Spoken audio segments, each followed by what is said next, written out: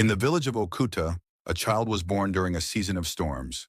Lightning split the sky though the ground remained dry, and thunder rolled without rain. The newborn was a girl, and she was unlike any child the midwife had seen. Her hair was thick, long, and black as midnight, with a strange shimmer as though the moon had left its reflection inside every strand. When the night wind moved, her hair gave off a low hum, like the sound of a hidden flute. Her grandmother, Mama Ifa, looked upon the child and warned, "This one carries spirits in her hair. Guard her, or misfortune will fall upon us." But the people of Okuda only laughed. They were a selfish people, quick to envy, slow to share.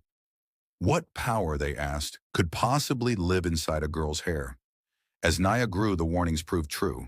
Wherever she went, strange things followed. When her laughter echoed, the millet fields swayed though the air was still. When she cried, the wells filled even in times of drought. When her hair brushed against the sick, they healed as if the hand of the gods had touched them. Fear and desire grew together in the hearts of her people. Some whispered that she was blessed, others cursed.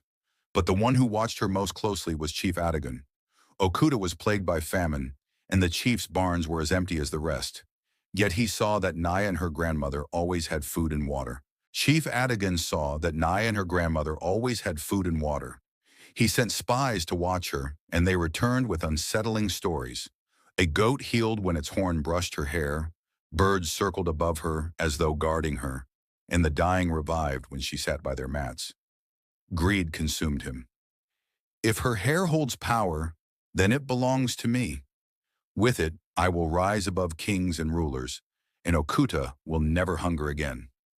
During the festival of Mass, when drums shook the ground and dancers leapt in firelight, Adigan called Naya forward to dance. Her hair shimmered as she moved, throwing sparks of light into the night. Children laughed in delight, but fear spread among the elders. One man, emboldened, leapt forward in a lion mask and seized her braids. His scream silenced the drums. His hand blistered as though plunged into flame, and he fell thrashing on the ground.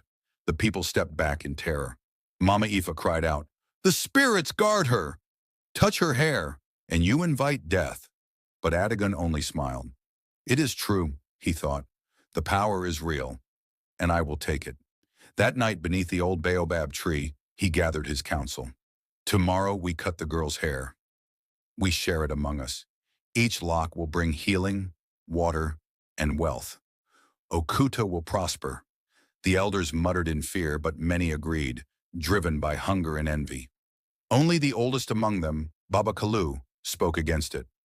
"Power stolen is power cursed," he warned, but Adigun silenced him. "Tomorrow it will be done." At dawn, warriors came to Naya's hut.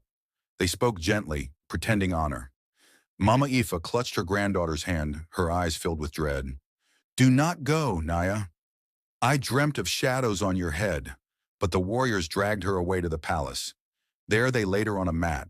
Women sang, drums played, but behind the throne, knives glinted in the dark. "Why?" Naya cried. "I gave you water. I healed your sick. Why betray me?" The chief sneered. "What belongs to the gods now belongs to me." The knife touched her hair. The ground shook. Torches went out. From her braids came a hiss like countless serpents. The first strand severed fell to the ground and ignited in flame. A figure rose from Naya's head. A woman woven from her hair, taller than the tallest man, her eyes burning red. Her voice thundered, "You have stolen what was never yours. For your greed, Okuta will bear a curse." She swept her endless hair across the village. Huts fell, yam barns crumbled, rivers dried, and the ground swallowed warriors where they stood.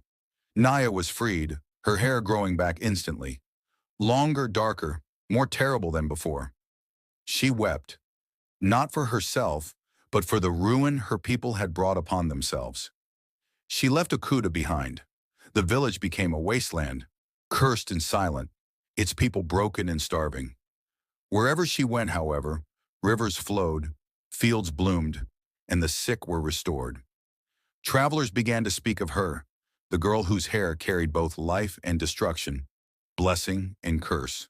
In the forests where shadows prowled, Naya collapsed one evening beneath a kola tree.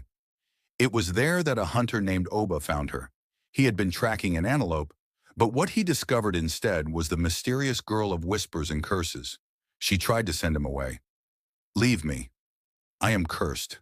Those who come near me perish." But Oba lifted her gently. "Then let me perish beside you, for your sorrow is heavier on me than death itself." He became her protector. He hunted for her, built her shelter, and listened to the story of her betrayal. Love began to grow quietly between them, tender but unshakable. Yet whispers reached Oba wherever he went. In starving villages, men and women pleaded with him. "Bring us the girl with the hair. With her, our children will not die. Why should one man keep her when her power can save us all?" Their voices haunted him. At night, he would watch Naya's hair gleam softly in the moonlight, and temptation would gnaw at him.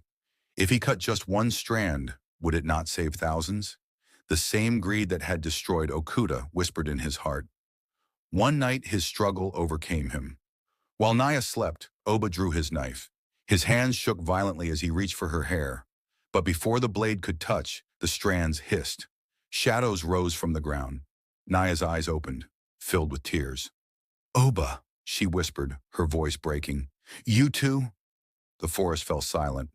Oba dropped the knife and fell at her feet. "Forgive me. Hunger blinded me. My heart is yours, Naya. I will not betray you, not even for the world." The spirit rose again from Naya's hair, eyes glowing in the dark. Few resist greed.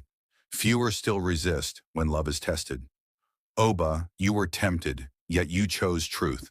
This is redemption." The spirit commanded them both. "Enter the sacred forest. Only there will your bond be proven." They obeyed. In the forest's heart, trials awaited them. A river spirit offered Oba riches if he abandoned her. He refused. A phantom of Chief Adigan promised Naya safety if she left Oba behind. She clung to him. At last, a serpent of fire encircled them, hissing, "Only one of you may live." Choose Oba stepped forward, pushing Naya behind him. "Take me," he said. "Spare her." The serpent struck and dissolved into mist. The spirit appeared once more, and for the first time she smiled. "Your love has conquered selfishness. You are worthy." She touched Naya's hair, and it glowed brighter than sun and moon together. She touched Oba's chest, and his heart pulsed with light. "The curse is broken. Together you will walk, not as cursed wanderers, but as healers of nations." They returned to Okuta. The greedy chief was gone, swallowed into the earth. The survivors, weak and starving, fell at Naya's feet. "Forgive us," they begged. Her voice was calm. "I cannot return what you destroyed, but I can give you water and hope. Do not squander it again." She swept her hair across the land, and rivers surged once more. Yam fields sprouted green. Life returned. From that day, Naya and Oba wandered far beyond Okuta, where famine fled. The sick were healed. Villages learned to share instead of hoard, and together they became legend. The girl whose hair held the spirits, and the hunter who proved his love stronger than greed. Greed may shatter kingdoms, but love, when tested and found true, redeems even the darkest heart. If you enjoyed this story, please like this video. For more exciting stories, hit the subscribe button and comment in this video.